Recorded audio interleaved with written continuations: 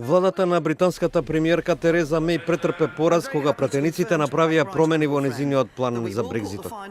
Некои министри сметаат дека тоа би можело да го загрози британското заменување од Европската унија. Ова е уште еден удар врз Меј, чија позиција е онака ослабена откако го загуби парламентарното мнозинство на конзервативната партија на изборите во јуни година.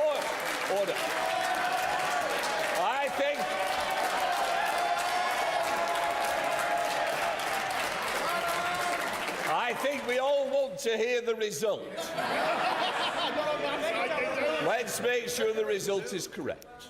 Во парламентот кој има 650 пратеници, 309 беа за, додека 305 против амандманот, со кој на парламентот му се дава право да решава за Брекзитот.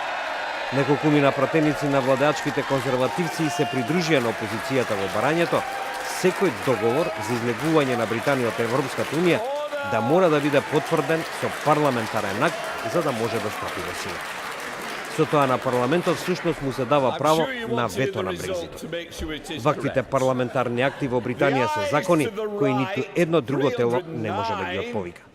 До последната минута од често жестоката расправа во парламентот, тимот на Меј се обидуваше да ги убеди пратениците од незината партија да се откажат од ваквиот потек, бидејќи со тоа ќе ослабне позицијата на владата во тешките преговори со Брисел.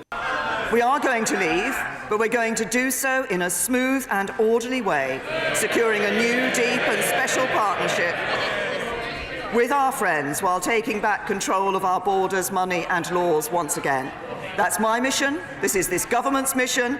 Владата изрази разочарување од гласањето, наведувајќи дека амандманот нема да спречи да работи на планот за излегување. Но за Тереза Меј, која на денешниот самит на Европската унија требаше да ги охрабри другите 27 лидери да одобрат втората фаза од преговорите и да започнат дискусија за идната трговија, станува збор за тежок пораз во незгодно време. Според посматрачите, тоа може во Европската унија да зголеми перцепцијата дека таа нема авторитет за да го спроведе процесот до крај.